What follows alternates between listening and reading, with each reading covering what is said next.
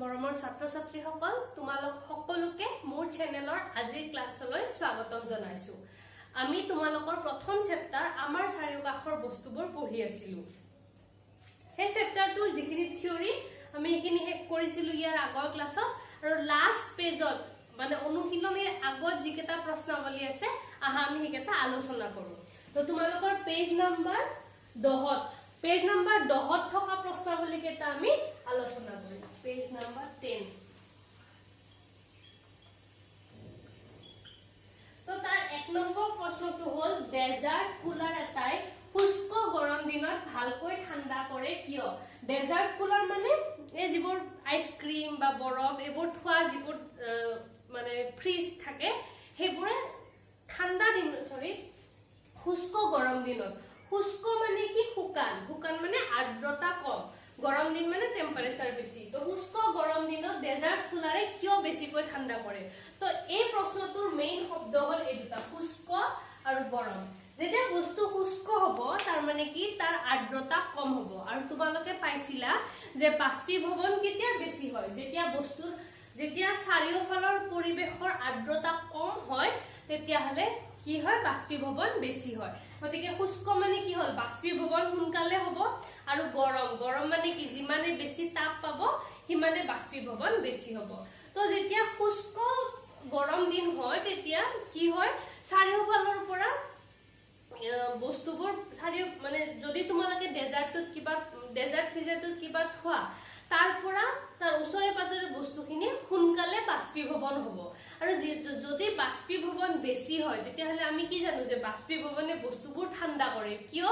কাৰণ বাষ্পীভৱন হলে কি হয়, সেই ওপৰৰ অণুখিনি যেতিয়া ওলাই গুচি যায় তেতিয়া সেই অণুখিনিয়ে কি হয়, এই যিখিনি ঠাইত আছিল সেই কণিকা কেইটা সেইখিনি ঠাইৰ পৰা তাপ গ্ৰহণ কৰি সি গেছীয় পদাৰ্থলৈ ৰূপান্তৰিত হয়। গতিকে সেই ঠাইখিনি ঠাণ্ডা হৈ পৰে। সেইকাৰণে কি হয়, শুষ্ক গৰম দিনত বাষ্পীভৱনৰ যিটো হাৰ সেইটো বেছি হয়। আৰু যিমানে বাষ্পীভৱনৰ হাৰ বেছি হ'ব সিমানে কি হ'ব, বস্তুবোৰ ঠাণ্ডা কৰিবলৈ সহজ হ'ব। সেইকাৰণে উত্তৰটো কি হ'ব? শুষ্ক গৰম দিনত বাষ্পীভৱনৰ মাত্ৰা বাঢ়ে। তোমালোকে এইটো যিহেতু 1 মাৰ্কৰ কুৱেশ্যন, ইয়াত আৰু বাষ্পীভৱনৰ মাত্ৰা কিয় বাঢ়ে ক'ব নালাগে, কিন্তু তোমালোকক মই বুজাই দিছো বাষ্পীভৱন কিয় বাঢ়ে। কাৰণ আৰ্দ্ৰতা কম, গৰম বেছি। আৰ্দ্ৰতা কম, গৰম বেছি হলে বাষ্পীভৱন বাঢ়ে। আমি জানো যে বাষ্পীভৱন হলে ইয়াৰ চাৰিওফালৰ বস্তু ঠাণ্ডা কৰে। এতেকে ডেজাৰ্ট কুলাৰটোৱে বস্তু ঠাণ্ডা কৰিব সহায় পায়।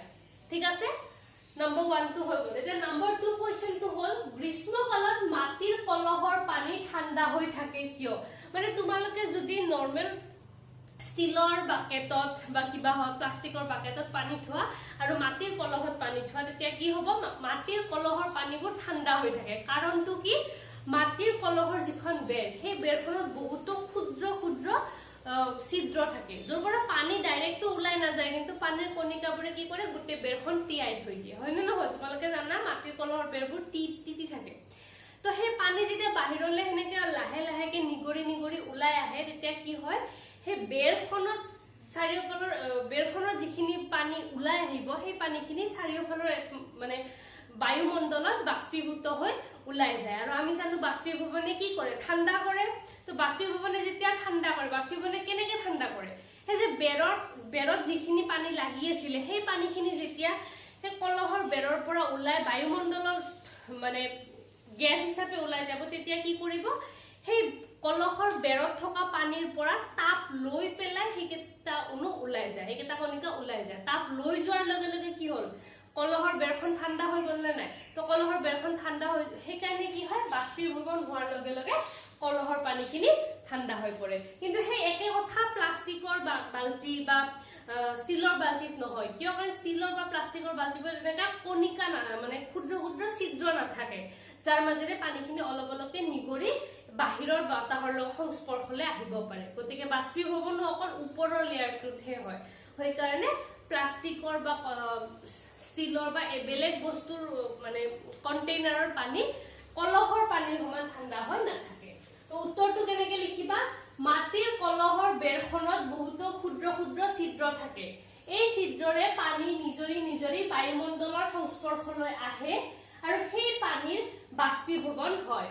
আমি জানো যে বাষ্পীভৱনে নপৰে সেয়েহে মাটিৰ কলহৰ পানী ঠাণ্ডা হৈ থাকে এইটো হল 2 নম্বৰ উত্তৰ 3 নম্বৰ হাতৰ তলুৱাত এচিটন পেট্ৰল বা সুগন্ধি আতৰ ঢালি ললে ঠাণ্ডা অনুভৱ হয় কিয় তো এইটো তোমালোকৰ আজিকালি তো সবৰে কমন এক্সপেৰিয়েন্স এটা কৰোনা চলি আছে গতিকে আমি কৰবাত ওলাই গলে কি কৰো হাত স্যানিটাইজ কৰো স্যানিটাইজ কেনে কৰো হাতত আমি স্যানিটাইজাৰ লগাও তোমালোকে নিশ্চয় স্যানিটাইজাৰ লগালে ফিল কৰা যে হাতখন ঠাণ্ডা ঠাণ্ডা অনুভৱ হয় কিয় কাৰণ যি স্যানিটাইজাৰ আমি হাতত লগাও হেতু লগে লগে বাষ্পীভূত হৈ যায় বাষ্পীভূত হৈ গলে কি হয় বাষ্পীভৱনে যিখিনি ঠাইৰ পৰা বাষ্পীভৱন হয় তাৰ পৰা তাপটো লৈ বস্তুখিনি ওলাই যায় তো আমাৰ হাতৰ পৰা তাপ যেতিয়া লব তেতিয়া আমাৰ হাতে কি কৰিব ঠাণ্ডা অনুভৱ কৰিব একে কথা হয় এচিটন এচিটন এটা ৰাসায়নিক পদাৰ্থ যেটো বায়ুমণ্ডলৰ সংস্পৰ্শলৈ আহিলে লগে লগে বাষ্পীভৱন হয় এচিটন পেট্ৰল সুগন্ধি আতৰ মানে সেন্ট এই আটাইবোৰ কি হয় যেতিয়া বায়ুমণ্ডলৰ সংস্পৰ্শলৈ আহে তেতিয়া হি বাষ্পীভৱন হয় আৰু বাষ্পীভৱন হলে যিখিনি ঠাইৰ পৰা বাষ্পীভৱন হয় সেইখিনি ঠাই ঠাণ্ডা হৈ পৰে সেইকাৰণে এচিটন পেট্ৰল বা সুগন্ধি আতৰ বায়ুমণ্ডলৰ সংস্পৰ্শলৈ অহাৰ লগে লগে বাষ্পীভূত হয় আমি জানো বাষ্পীভৱনে ঠাণ্ডা কৰে সেয়েহে আমাৰ হাতৰ তলুৱাত ঠাণ্ডা অনুভৱ হয় এটো হৈ গল 3 নম্বৰ নেক্সট 4 নম্বৰ প্ৰশ্নটো চোৱা গৰম চাহ বা গাখীৰ কাপত লৈ খোৱাতকৈ প্লেটত লৈ খোৱা সহজ কিয় সহজ মানে কি সোনকালে ঠাণ্ডা হয় কিয় কাৰণ চোৱা কাপটো যদি তোমালোকে ইমাজিন কৰা আৰু প্লেটখন ইমাজিন কৰা কাপৰ যিখিনি খোলা ঠাই সেইখিনি কম কিন্তু প্লেটত কি হয় যিখিনি তোমালোকৰ চাহ বা গাখীৰ সেইখিনি প্লেটত বহলি যাব নে নাই আৰু তোমালোকৰ তৰল পদাৰ্থখিনি যিমানে বহলি যাব তাৰ কি হ'ব পৃষ্ঠকালি বাঢ়ি যাব মানে বায়ুমণ্ডলৰ সংস্পৰ্শলৈ অহা পৃষ্ঠ এৰিয়া বাঢ়ি যাব পৃষ্ঠকালি বাঢ়ি যাব আৰু আমি কি জানো পৃষ্ঠকালি যিমানে বাঢ়ে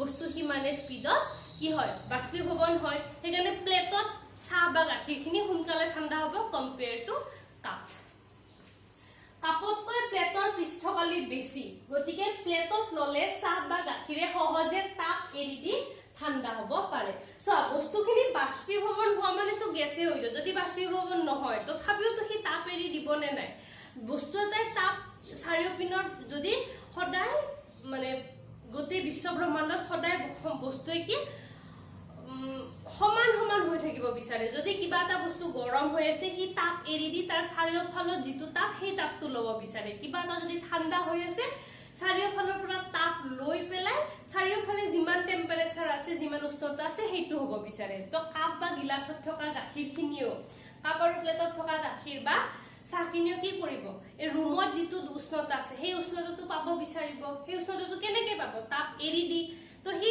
এনি টাইম তাপ এৰি দিব বিচাৰিব তো যেতিয়া কাপত হ'ব কাপটোৰ পৰা এৰি দিবলৈ কি হ'ব পৃষ্ঠকালি কম কিন্তু যেতিয়া প্লেটত থাকিব অতি সহজে সেই তাপটো বায়ুমণ্ডললৈ এৰি দিব পাৰিব নেক্সট 5 নম্বৰ গ্ৰীষ্মকালত আমি কি ধৰণৰ কাপোৰ পিন্ধিব লাগে এটো এটা শব্দ উত্তৰ লিখিলেও তোমালোকে ফুলবাৰ পাবা কাৰণ অকল লাগেতে থৈ দিছে বুজাই লিখা বুলি কোৱা নাই বাট ষ্টিল এনসাৰটো লিখি দিছো গ্ৰীষ্মকালত আমি কপাহী কাপোৰ পিন্ধিব লাগে ইয়াৰ লিখিলেও তোমালোকে মাৰ্ক পাবা কিয় বুলি যদি থাকে ইয়াৰ পিছত কিয় কাৰণ কি হয় কপাহী কাপোৰে তোমালোকৰ গাৰ পৰা যিবোৰ ঘাম ওলাই সেই ঘামবোৰ শুহি লৈ পেলাই বায়ুমণ্ডলত বাষ্পীভূত হ'বলৈ সহায় কৰে কিন্তু যদি আমি কপাহী কাপোৰ নিপিন্ধো আমি সিন্থেটিক কাপোৰ পিন্ধো বা সিন্থেটিক কাপোৰবোৰ কি হয় সেইবোৰে ঘামটো শুহি নললে কি হয় ঘামটো তোমাৰ দেহতে লাগি থাকিব বাষ্পীভৱন হ'বলৈ সহজ নহয় কাপোৰে সেই ঘামটো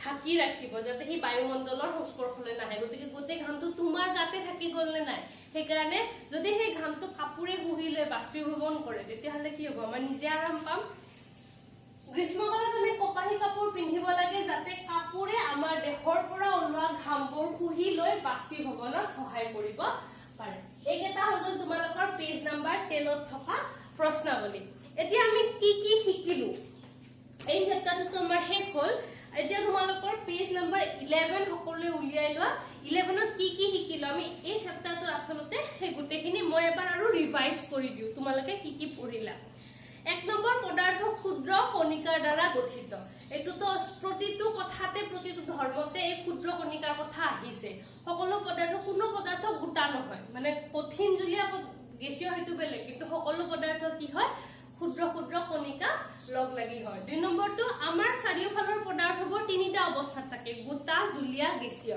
ইয়াতে তোমালোকক এক্সট্ৰা জানিবলৈ দিছে হেতু হল পদাৰ্থৰ আৰু দুটা মানে অৱস্থা আছে এটা হল প্লাজমা এটা হল বোস আইনষ্টাইন কনডেনসেশন প্লাজমাটো যেটা বহুত বেছি টেম্পারেচার হ'ব আৰু বহুত কিবা কিবি মানে কি আৰু প্যাৰামিটাৰ লাগিব এতিয়া তোমালোকক এইবোৰ নালাগে প্লাজমা আৰু বোস আইনষ্টাইন কনডেনসেশন কেতিয়া হ'ব যেটা টেম্পাৰেচাৰ বহুত বেছি কম হ'ব আৰু চাপো বহুত বেছি কম হ'ব তো তোমালোকৰ কাৰণে পদাৰ্থৰ অৱস্থা তিনিটাই কিন্তু আসলতে পদাৰ্থৰ অৱস্থা পাঁচটা কঠিন জুলীয়া গেছীয় সেই তিনটা তাৰ উপৰি প্লাজমা আৰু বোস আইনষ্টাইন কনডেনসেশন আমি পিছত এতিয়া নহয় যেতিয়া 3 আৰু 4 চেপ্টাৰ পঢ়িম অনুপৰমাণু পঢ়ি শেষ কৰিম তেতিয়া মই এদিন তোমালোকক প্লাজমা আৰু বোস আইনষ্টাইন কনডেনসেশন এই দুটা অলপ বুজাই দিম আজি নিদু যেতিয়া 3 কাৰণ এতিয়া দিলে তোমালোকে ধৰিবই নোৱাৰিবা যেতিয়া অনুপৰমাণুৰ অলপ আইডিয়া হ'ব তেতিয়া বুজাই দিম নেক্সট কণিকা বিলাকৰ মাজত আকৰ্ষণ বল কঠিন পদাৰ্থৰ ক্ষেত্ৰত আটাইতকৈ বেছি জুলীয়া অৱস্থাত মধ্যম আৰু গেছীয় অৱস্থাত আটাইতকৈ কম এটো তোমালোকক অলৰেডি কৈছোৱে মই এখিনিত সব কোৱা বস্তু আছে যাতে এবাৰ তোমালোকক ৰিভিজন হয় সেইকাৰণে মই এখিনি মাতি দিছো কণিকা বিলাকৰ মাজত ব্যৱধান আৰু গতি শক্তি গোটা পদাৰ্থৰ ক্ষেত্ৰত আটাইতকৈ কম জুলীয়া পদাৰ্থত মধ্যমীয়া আৰু গেছীয় পদাৰ্থত আটাইতকৈ বেছি তোমালোকক এটা কাৰ্যকলাপেৰে বুজাইছিলো নে নাই যে কঠিন পদাৰ্থৰ কণিকাবোৰে এনেকে ধৰি থাকে জুলীয়াবোৰ এনেকে আৰু গেছীয়বোৰ এনেকে তো যিমানে উচ্চৰ চাপিব হিহঁতৰ আকৰ্ষণো হিমানে বেছি বা উল্টাকে ভাবিব পাৰা বস্তুৱে যিমানে আকৰ্ষণ কৰিব হিহঁতৰ ব্যৱধানটো হিমানে কমি যাব নে নাই বস্তুৱে আকৰ্ষণী শক্তি হিহঁতক সদায় উচ্চৰ চাপাই আনিব বিচাৰে তো যিমানে উচ্চৰ চাপিব হিমানে ব্যৱধান কমি যাব সেইকাৰণে আকৰ্ষণ বলো বেছি ব্যৱধানো বেছি কত কঠিনত সবতকে বেছি জুলিয়াত মাধ্যম গেছীয়ত আটাইতকৈ কম বেছি কঠিন পদাৰ্থৰ কণিকাবোৰ সুশৃংখলভাৱে সজ্জিত কিয় কাৰণ ইহঁতৰ আকৰ্ষণ বল ইমান বেছি ব্যৱধান কম গতিকে কঠিন পদাৰ্থবোৰ শৃংখলাবদ্ধভাৱে লগ লাগি থাকে জুলিয়াবোৰে কি কৰে শৃংখলাবদ্ধভাৱে নাথাকে কিন্তু এটা প্ৰপাৰ লেয়াৰত থাকে এটা লেয়াৰ দুটা লেয়াৰ এনেকে কিন্তু কি হয় এটা লেয়াৰৰ ওপৰেদি আন এটা লেয়াৰ এনেকে পিছলি যাব পাৰে কিন্তু সেই লেয়াৰবোৰৰ মাজত ঠিকে থাকে আকৰ্ষণীয়টো কিন্তু এটা আৰু দুটা লেয়াৰৰ মাজত অলপ আকৰ্ষণীয়টো কম হৈ যায় আৰু গেছীয়বোৰ অকনো শৃংখলাবদ্ধ নহয় যেনেকে ইচ্ছা তেনেকে কণিকাবোৰ ইঠাইৰ পৰা সিঠাইলৈ ঘূৰি থাকে জুলীয়া অৱস্থাত তৰল অৱস্থাৰ কণিকাবোৰ স্তৰ বা তৰপ বিলাক ইটো হিটোৰ ওপৰেদি বাগৰি পিছলি যাব পাৰে আৰু গেছৰ কণিকাবোৰৰ অৱস্থিতিৰ কোনো শৃংখলা নাই ইহতে যাদৃচ্ছিকভাৱে গতি কৰিব পাৰে যাদৃচ্ছিক মানে তোমালোকে ইংলিশ ওয়াৰ্ডটো বেছি সহজে বুজি পাবা ৰ্যান্ডমলি মানে যিকোনো ফালে যিকোনো দিশত যিকোনো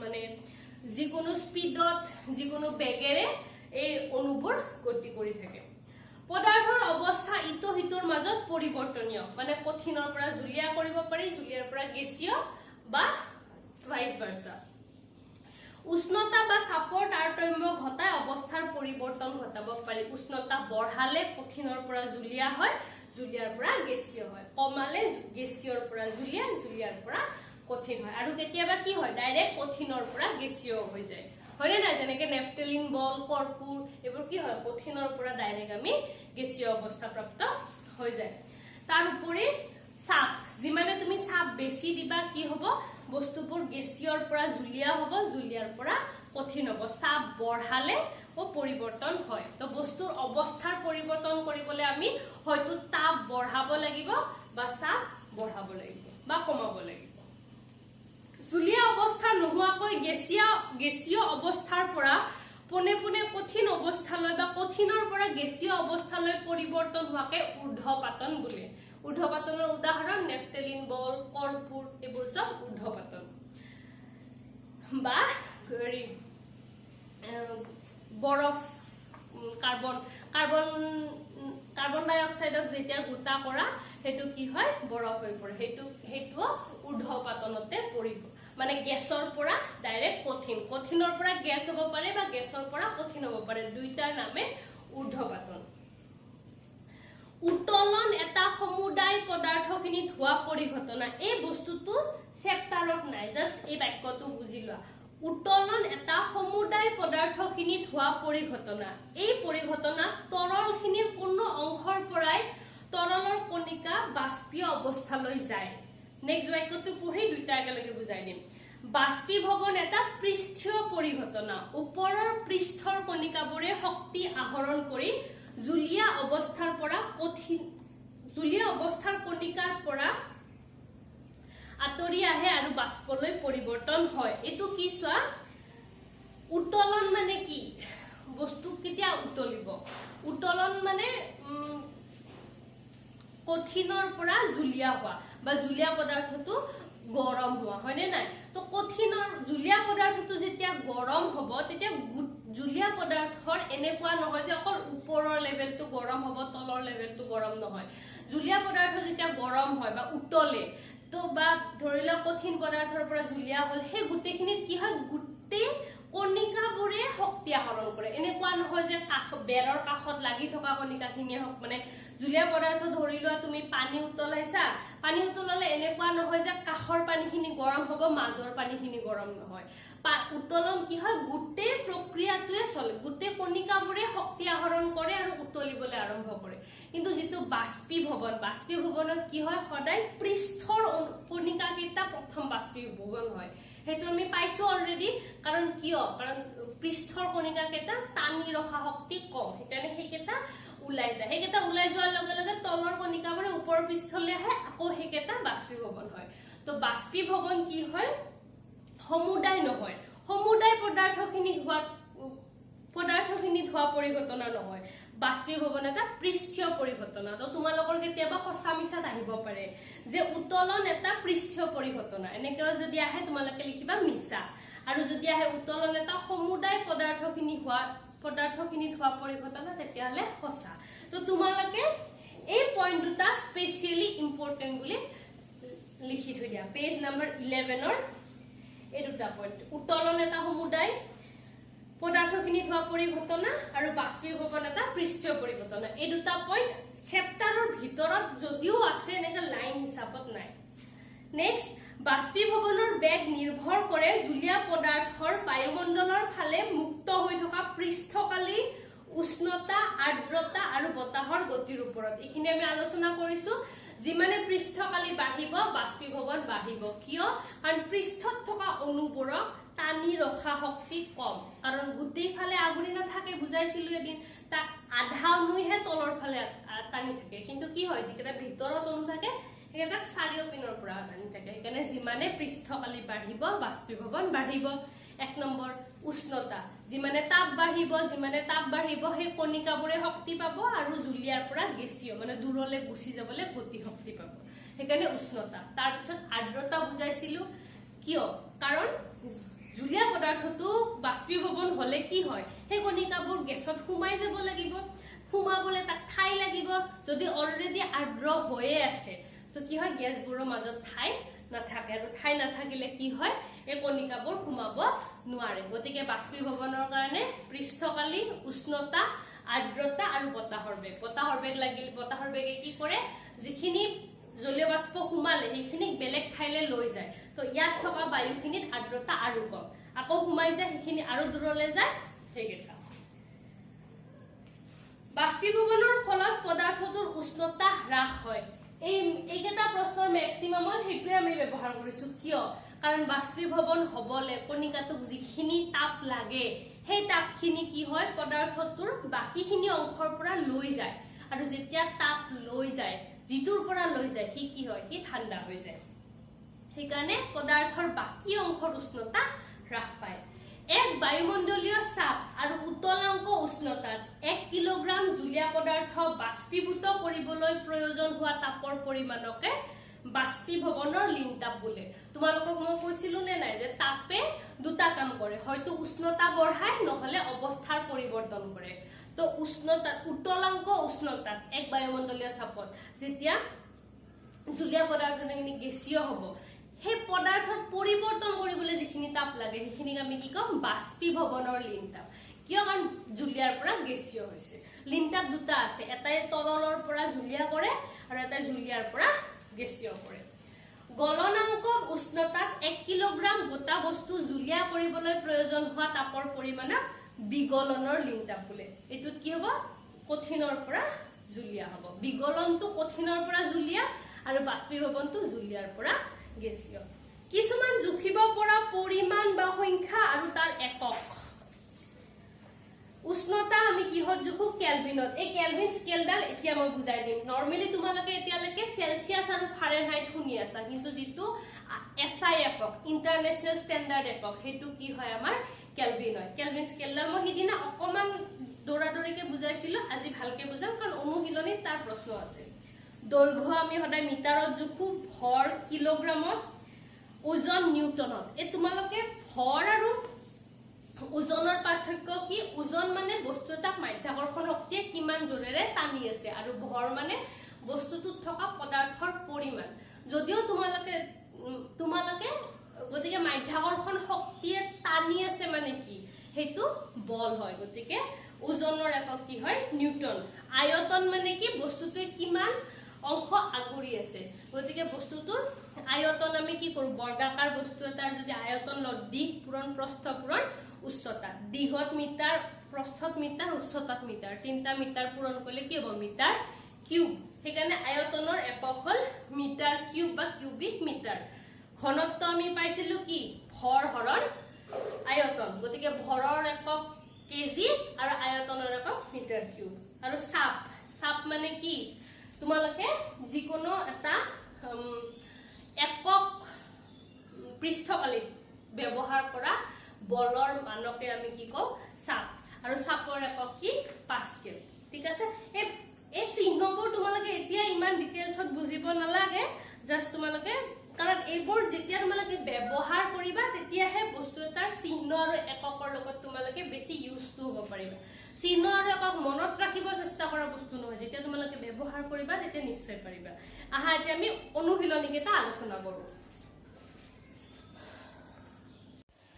তো তোমালোকৰ অনুশীলনীৰ 1 নম্বৰ প্ৰশ্নটো কি কৈছে তলত দিয়া উষ্ণতাবিলাক সেলসিয়াছত প্ৰকাশ কৰা কিহত দিয়া আছে কেলভিনত তো আমি আগৰ ক্লাছত কি পঢ়িছো যদি কিবা এটা উষ্ণতা তোমালোকক সেলসিয়াছত দিয়া থাকে তাৰ পৰা যদি তোমালোকে কেলভিনলৈ নিব লাগে তেতিয়া কি কৰিবা 273 তোমালোকে যোগ কৰিবা আৰু যদি কেলভিনত থাকে সেলসিয়াছলৈ নিব লাগে তেতিয়া কি কৰিবা 273 বিয়োগ কৰিবা এনেটো 273.15 তোমালোকে 15 টো ধৰিব নালাগে ডাইৰেক্ট 273 কৰিলে হ'ব তো ইয়াত কি আছে কেলভিনত আছে তোমালোকে সেলসিয়াছত নিব লাগিব গতিকে তোমালোকে কি কৰিবা 273 বিয়োগ কৰিবা সমাধান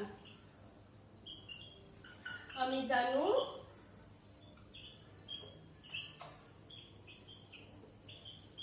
যে degree Celsius equal to 273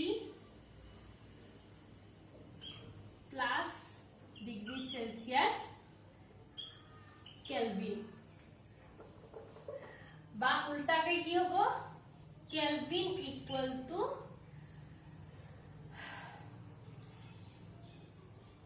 kelvin minus 273 degree Celsius এই কথাটো তোমালোকে মনত ৰাখিবা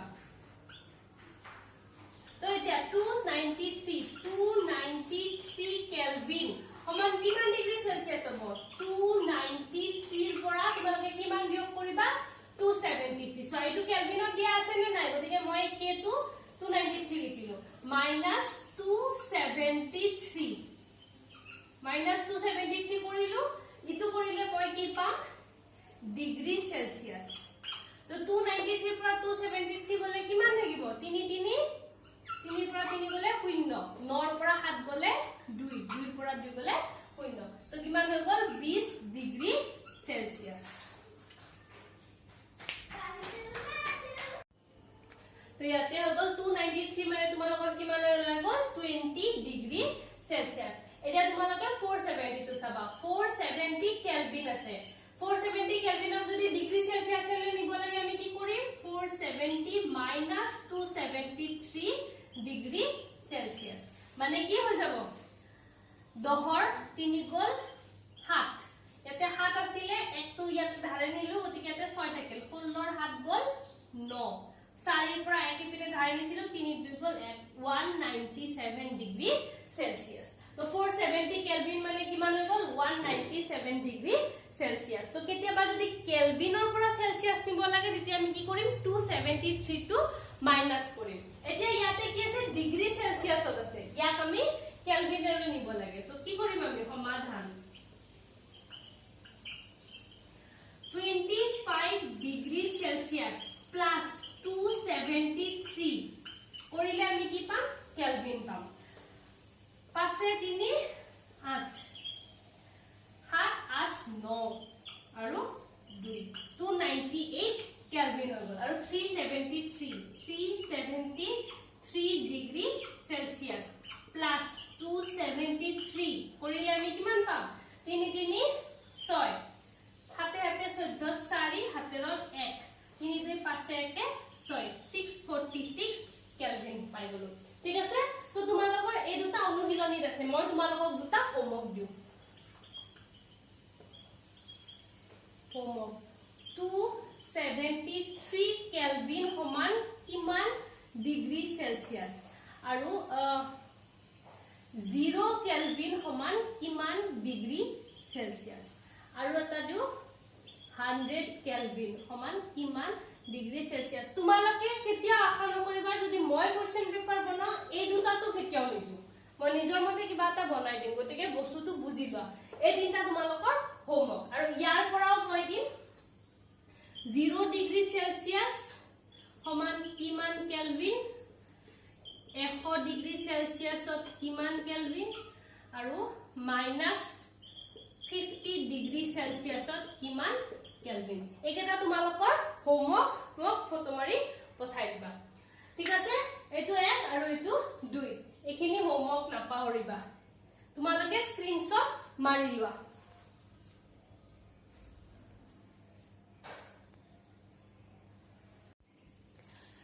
তোমালোকৰ 3 নম্বৰ প্ৰশ্নত আছে কাৰণ দৰ্শোৱা তোমালোকক দুটা প্ৰশ্ন দিছে এক নম্বৰটো হ'ল খোলা ঠাইত নেফটেলিন বল কেইদিনমান থৈ দিলে নাইকিয়া হৈ যায় কিয় কাৰণটো কি নেফটেলিন বল উদ্দায়ী পদাৰ্থ মানে কি ই ডাইৰেক্ট কঠিন অৱস্থাৰ পৰা ঊৰ্ধ্বপাতন ঘটি গেছীয় অৱস্থা প্ৰাপ্ত হয় আৰু ইয়াক যেটো সাধাৰণ উষ্ণতা যেটো ৰুম টেম্পাৰেচাৰ হে ৰুম টেম্পাৰেচাৰতে ই কঠিনৰ পৰা গেছীয় অৱস্থা প্ৰাপ্ত হয় তা কঠিনৰ পৰা গেছীয় হ'বলে এক্সট্ৰাকে উষ্ণতা নালাগে সেই কাৰণে যেতিয়া আমি নেফটেলিন বল থৈ দিম হি কেদিমান পিছত এই ৰুম টেম্পাৰেচাৰতে কঠিনৰ পৰা গেছীয় অৱস্থা প্ৰাপ্ত হয় নাইকিয়া হৈ যায় তো উত্তৰটো কি লিখিবা নেফটেলিন উদ্দায়ী পদাৰ্থ ই কঠিন অৱস্থাৰ পৰা পোনে পোনে ঊৰ্ধ্বপাতন ঘটি গেছীয় অৱস্থালৈ ৰূপান্তৰিত হৈ নাইকিয়া হৈ যায় এটো পোনে পোনে পোনে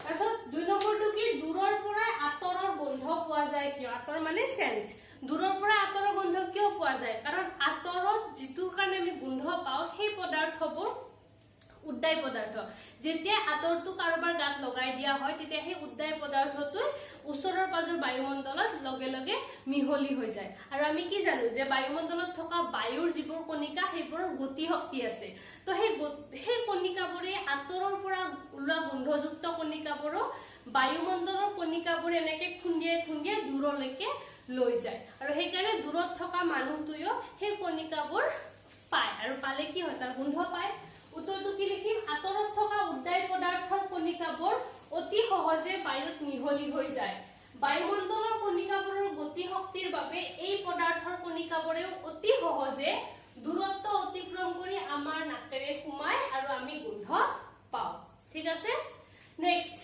কণিকাবোৰৰ মাজৰ আকৰ্ষণ বলৰ ঊৰ্ধ্বক্ৰমত সজোৱা ঊৰ্ধ্বক্ৰম মানে কি মই যেতিয়া সৰু আছিলো ষ্টুডেন্ট আছিলো তেতিয়া মোৰ ঊৰ্ধ্বক্ৰম আৰু অধক্ৰম সদায় ভুল হৈছিল ঊৰ্ধ্বক্ৰম মানে কি ওপৰলৈ যোৱা ওপৰলৈ কোৰ পৰা যাব সৰুৰ পৰা ডাঙৰলৈ হলে ঊৰ্ধ্বক্ৰম আৰু অধক্ৰম কি ডাঙৰৰ পৰা সৰুলৈ তো ঊৰ্ধ্বক্ৰমত সজাব দিছে মানে যাৰ আকৰ্ষণী বল আটাইতকৈ কম তাৰ পৰা আৰম্ভ কৰিম যাৰ আকৰ্ষণী বল আটাইতকৈ বেছি তাত শেষ হ'ব অপচন কি দিছে পানী চেনি আৰু অক্সিজেন সো পানীটো কি জুলীয়া চেনিটো কঠিন অক্সিজেনটো গেছীয় আটাইতকৈ আকৰ্ষণ বল কম কাৰ অক্সিজেনৰ গেছীয় পদাৰ্থৰ গতিকে প্ৰথম লিখিম অক্সিজেন তাৰ পিছত কি হ'ব জুলীয়া পদাৰ্থ পানী আৰু আটাইতকৈ বেছি আকৰ্ষণী বল কাৰ কঠিন পদাৰ্থ চেনি তাৰ পিছত 5 নম্বৰ প্ৰশ্নটো কি দিছে তলৰ উষ্ণতাত পানীৰ ভৌতিক অৱস্থা কি? ভৌতিক অৱস্থা মানে পানীটো কঠিন নে জুলীয়া নে গেছীয়।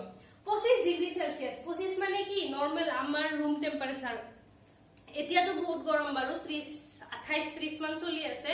যেতিয়া বেছি গৰমো নহয় বেছি ঠাণ্ডাও নহয়, যেনেকে অক্টোবৰ মাহ মানত 25 ডিগ্ৰী মান থাকে আৰু এভাৰেজ। তো সেইটো টেম্পাৰেচাৰত পানী কেনেকুৱা হৈ থাকে? পানী জুলীয়া অৱস্থাত থাকে। 0 ডিগ্ৰীত পানী কি হয়? বৰফ হয়। আৰু 100 ডিগ্ৰীত পানী কি হয়?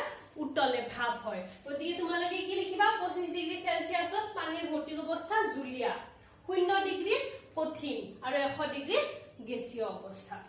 তাৰ পিছত 6 নম্বৰটো চোৱা, যুক্তি দৰ্শাই ব্যাখ্যা কৰা। সাধাৰণ উষ্ণতাত পানী জুলীয়া। এটো এটা কথা চাবা, আমি কি জানো বস্তু এটা কঠিন বা জুলীয়া বা গেছীয় কেতিয়া হয়? যেতিয়া তাৰ মাজৰ আকৰ্ষণী বলটো এৰাই সি দূৰলৈকে যাব পাৰে। কঠিনৰ পৰা আকৰ্ষণী বল এৰাই দূৰলৈকে গলে জুলীয়া হয় আৰু দূৰলৈকে গলে গেছীয় হয়। আৰু এই আকৰ্ষণী বলটো এৰাই কেতিয়া যাব পাৰে? যেতিয়া আমি বস্তুটোক তাপ দিও, হয় নে নাই? নৰ্মেলি তাপ দিলে কি হয়? বস্তুটো সেই আকৰ্ষণী বলটো এৰাই জুলীয়া আৰু গেছীয় অৱস্থালৈ যায়। কিন্তু প্ৰতিটো বস্তুৰে প্ৰতিটো পদাৰ্থৰে এই কণিকাবোৰৰ আকৰ্ষণী বলটো বেলেগ বেলেগ। কিছুমানৰ অৰিজিনেলি হে আকৰ্ষণী বলটো কম, গতিকে অক্সিজেন নাইট্ৰজেন এইবোৰ সাধাৰণতে উষ্ণতা নিদিলেও নৰ্মেল উষ্ণতাটো কি হয়? হিহত গেছীয় অৱস্থাত থাকে।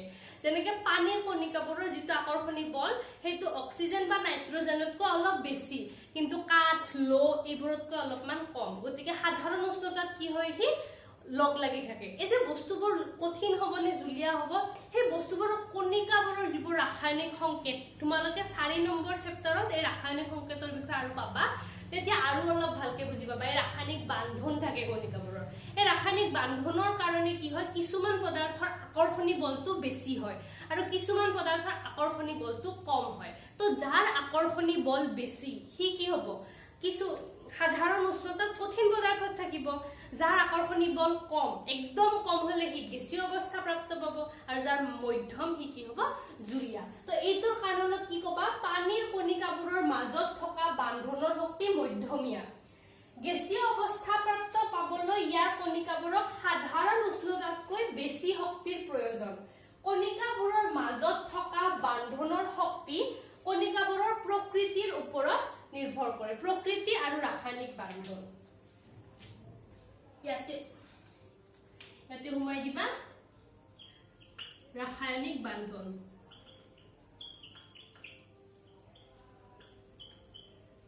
ৰাসায়নিক বান্ধনৰ ওপৰত প্ৰকৃতি আৰু ৰাসায়নিক বান্ধনৰ ওপৰত নিৰ্ভৰ কৰে। এতিয়ালৈকে তোমালোকে এইখিনি জানিলে হ'ব। তাৰ পিছত তোমালোকে যেতিয়া আগৰ নেক্সট ক্লাছত পঢ়িবা তেতিয়া বিভিন্ন ধৰণৰ ৰাসায়নিক বান্ধন পাবা। আৰু এই বেলেগ বেলেগ ৰাসায়নিক বান্ধনৰ কাৰণে কি হয়? কণিকাবোৰৰ মাজত আকৰ্ষণ বেছি হয়, কিছুমানৰ মাজত কম হয়। আৰু তাৰ কাৰণে কিছুমান পদাৰ্থ জুলীয়া হয়, কিছুমান কঠিন হয়, কিছুমান গেছীয় হয়। 6 এটোত হেতু আছে, 6 বিটোত কি আছে? সাধাৰণ উষ্ণতাত লোৰ আলমাৰীটো কঠিন। উত্তৰটো একে হ'ব। তোমালোকে কি কবা? লোৰ আলমাৰীৰ কণিকাবোৰৰ মাজত আকৰ্ষণী বল অতি বেছি, সেইকাৰণে সাধাৰণ উষ্ণতাত কি হয়? সেই কণিকাবোৰ দূৰলৈ গুচি নাযায়। সেইকাৰণে কি হয়? লোৰ আলমাৰীৰ কণিকাবোৰ লগ লাগি কি হয়? কঠিন অৱস্থাত থাকে। মই লিখি দি আছো, এইখিনি তোমালোকে স্ক্ৰীনশ্বট মাৰি লোৱা।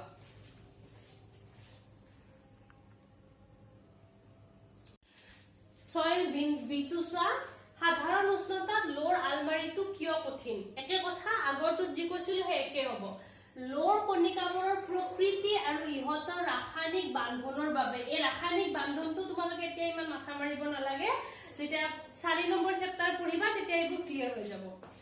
প্ৰকৃতি আৰু ইহঁতৰ ৰাসায়নিক বান্ধনৰ বাবে ইয়াৰ কণিকাবোৰৰ মাজত আকৰ্ষণী বল অতি বেছি। ইয়াৰ কণিকাবোৰক এই বলৰ পৰা আঁতৰাই নিবলৈ বহুত বেছি শক্তিৰ প্ৰয়োজন, যিটো সাধাৰণ উষ্ণতাত নাই। মানে যিটো সাধাৰণ উষ্ণতা তাৰ কাৰণে 4000 ডিগ্ৰী সেলসিয়াছৰ ওপৰত লাগে। 4300 কিবা এনেকুৱা ডিগ্ৰী সেলসিয়াছ পালেহে লোটো কঠিনৰ পৰা জুলীয়া হয়। কিন্তু সাধাৰণ উষ্ণতা কিমান? 25 ডিগ্ৰী, 30 ডিগ্ৰী, 32 ডিগ্ৰী। গতিকে সাধাৰণ উষ্ণতাত লো কঠিনৰ পৰা জুলীয়া হোৱা অসম্ভৱ, কাৰণ সেই কণিকাবোৰ দূৰলৈ লৈ যাবলৈ বহুত বেছি শক্তিৰ প্ৰয়োজন। যেটো সাধাৰণ উষ্ণতাত নাই সেইভাবে সাধাৰণ উষ্ণতাত লোৰ আলমাৰীটো কঠিন তাৰপিছত 7 নম্বৰটো চোৱা 273 কেলভিন উষ্ণতাত থকা বৰফে একে উষ্ণতাত থকা পানীতকৈ বেছি ঠাণ্ডা কৰে কিয় আৰু 8টো মই দুটা একেলগে বুজাই দিম উতলা পানী আৰু পানীৰ ভাপৰ কোনটোৱে বেছি পৰিব চোৱা তোমালোকে বিগলনৰ লিনতাপ আৰু বাষ্পীভৱনৰ লিনতাপ পঢ়িছা হয়নে নাই আমি জানো যে বস্তু তাক তাপ দিলে দুটা কথা হয় হয়তো তাৰ উষ্ণতা বৃদ্ধি পাব নহলে বস্তুটোৱে কঠিনৰ পৰা জুলিয়া জুলিয়াৰ পৰা গেছীয় তাৰ অৱস্থাৰ পৰিৱৰ্তন কৰিব তো কিছু তাপ উষ্ণতা বঢ়াবলে ব্যৱহাৰ হ'ল তাৰছত উষ্ণতা যেতিয়া উত্তলাঙ্ক পায় বা গলনাঙ্ক পায় তাৰ পিছত কি হয় কিছু সময় বস্তুটো উষ্ণতা নাবাঢ়ে সেইখিনি কি হয় সেই তাপখিনি সংগ্ৰহ কৰি বস্তুতে অৱস্থাৰ পৰিৱৰ্তন কৰে গতিকে 0 ডিগ্ৰীত বৰফো আছে আৰু 0 ডিগ্ৰীত পানীও আছে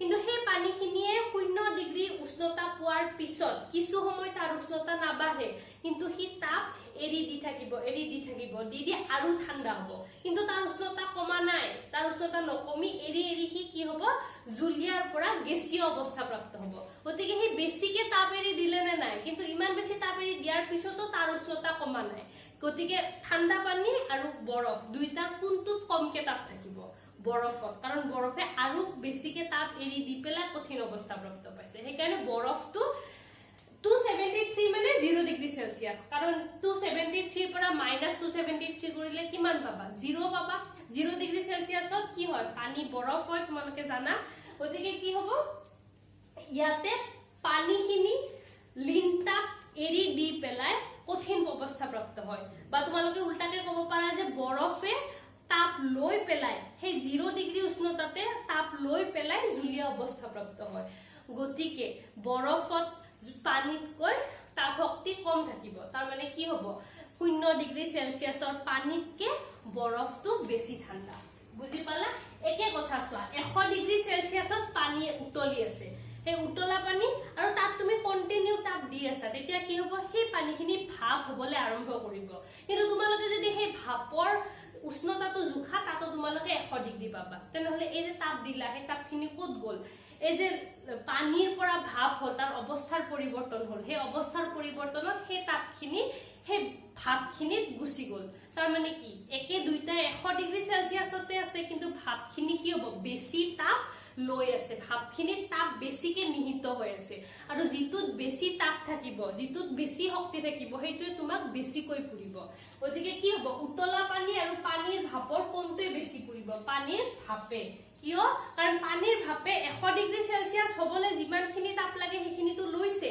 তাৰ উপৰি লিন তাপখিনিও লৈছে গতিকে তাত বেছি তাপ থাকিব এটা উত্তৰ কেটা জাস্ট মাতি দিছো মই 273 কেলভিন উষ্ণতাত থকা বৰফতকৈ 273 কেলভিন উষ্ণতাত থকা পানীত বেছি তাপ শক্তি নিহিত হৈ থাকে সেইভাবে একে উষ্ণতাৰ বৰফ পানীতকৈ বেছি ঠাণ্ডা এটো চোৱা পানী উতলা পানী আৰু পানীৰ ভাপৰ কোনটোৱে বেছিকৈ পুৰিব উত্তৰটো কি হ'ব পানীৰ ভাপ উতলা পানী আৰু পানীৰ ভাপ দুয়োটাই 100 ডিগ্ৰী সেলসিয়াস উষ্ণতাত আছে যদিও পানীৰ ভাপত উতলা পানীতকৈ অধিক তাপ শক্তি আছে কাৰণ 100 ডিগ্ৰী সেলসিয়াস উষ্ণতা পোৱাৰ পিছতহে উতলা পানীয়ে বাষ্পীভৱনৰ লিনতাপ গ্ৰহণ কৰি ভাপলৈ পৰিৱৰ্তিত হয় এটো হৈ গ'ল 8 নম্বৰ তোমালোকে স্ক্ৰিনশ্বট ললে লৈ ল'ব পাৰা তো আজিৰ অনুশীলনীৰ এইটো লাষ্ট কোৱেশ্চন অৱস্থাৰ পৰিৱৰ্তন দেখুৱাই তলৰ চিত্ৰত A B C D E F ৰ নাম দিয়া তো চিত্ৰটো হঠাৎকে চালে অলপ কনফিউজন হ'ব পাৰে তোমালোকে চোৱা গোটা জুলিয়া আৰু গ্যাস আছে গ্যাস বা গেছীয় ইয়াতে গ্যাস আছে কিতাবতো গ্যাস লিখিছো গোটা জুলিয়া আৰু গ্যাস আছে তো তোমালোকক কি কৈছে ইয়াতে তাপ বৃদ্ধি কৰিছে আৰু চাপ হ্ৰাস কৰিছে তোমালোকে এটা কথা সদায় মনত ৰাখিবা যদি কিবা ক্ষেত্ৰত মানে কিবা কঠিনৰ পৰা জুলিয়া কৰিবলৈ তোমাক যদি তাপ দিব লাগে তাৰ মানে তুমি কি কৰিবা চাপ হ্ৰাস কৰিবা তাপ আৰু চাপ কি হয় এটা আনটোৰ ব্যস্তানুপাতিক ঠিক আছে তো এই ফালৰ পৰা মানে গোটাৰ পৰা জুলিয়া জুলিয়াৰ পৰা গ্যাস পাবলৈ কি হয় তাপ বৃদ্ধি কৰে আৰু চাপ হ্ৰাস কৰে আৰু গ্যাসৰ পৰা জুলিয়া জুলিয়াৰ পৰা গোটা পাবলৈ আমি কি কৰো তাপ হ্ৰাস কৰো আৰু চাপ বৃদ্ধি কৰো এটো তোমালোকে অলপ ভাবি চালে গম পাবা এই দুটা আমাৰ ইম্পৰ্টেন্ট নহয় আমাৰ ইম্পৰ্টেন্ট তোমালোকক খুদিছে কি যে গোটাৰ পৰা জুলিয়া পাবলৈ যি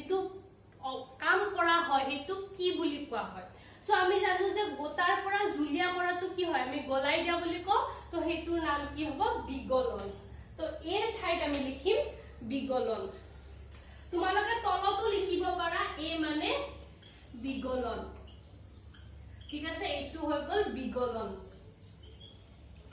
মানে গলিছে নে নাই গোটাটো জুলিয়া হৈছে গলি গৈছে গতিকে বিগলন জুলিয়াৰ পৰা গ্যাস হৈছে কি হৈছে বাষ্পীভৱন হয়নে নাই বা জুলিয়াৰ পৰা গ্যাস হোৱাটো আমি কি কও বাষ্পীভৱন বা তোমালোকে উত্তোলন লিখিব পাৰা কিছুমান কিতাপত উত্তোলন বুলি আছে বা তোমালোকে লিখিব পাৰা বাষ্পীভৱন মই এইটো বেছি ভাল পাওঁ জুলিয়াৰ পৰা এইটো হৈ যাব কি উত্তোলন বা বাষ্পীভৱন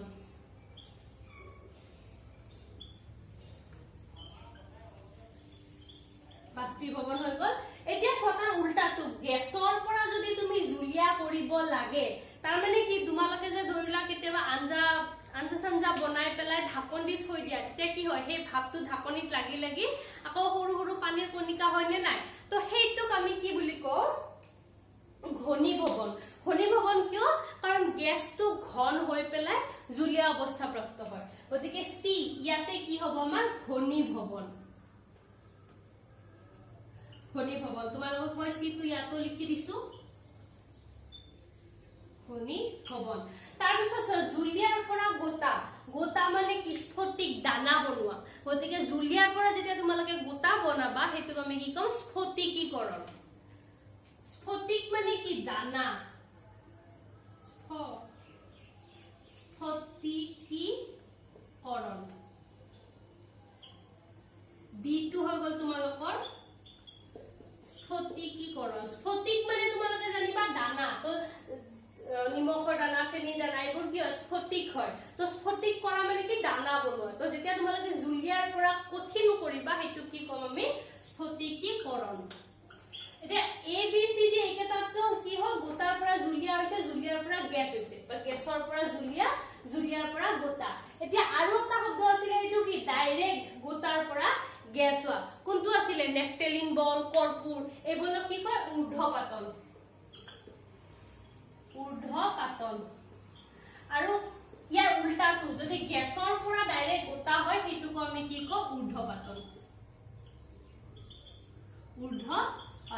তো ই আৰু এফ মই দুটা একেলগে লিখি দিছো তোমালোকে এক্সট্ৰাকে লিখিব পাৰা ই আৰু এফ তো কি হৈ যাব ঊৰ্ধ্বপাতন তো ইমানতে তোমালোকৰ প্ৰথম অনুশীলনীটো শেষ হৈ গল এটো তোমালোকে এনেকে লিখি লবা স্ক্ৰিনশ্বট মাৰি লোৱা তো এই চেপ্টাৰটো মই আজি ইমানতে শেষ কৰিম যদি কোনোবাৰ কিবা ডাউট আছে তোমালোকে কমেন্টত দিবা মই যদি হসাকে মই দেখু যে ডাউট আছে তেতিয়া মই ডাউট ক্লিয়াৰিং এটা সৰু চাই সেশন লম তো এটো তোমালোকৰ ওপৰত কথা তোমালোকক ডাউট ক্লিয়াৰিং কিবা লাগে নে নালাগে তো আজিৰ ক্লাসটো ইমানতে এৰিছো আশা কৰো তোমালোকে গোটেইখিনি আজি যিখিনি কৰালো বহিত ভালকৈ লিখি নোট বনাই লবা আজিলে থ্যাংক ইউ অহাকালি লগ পাম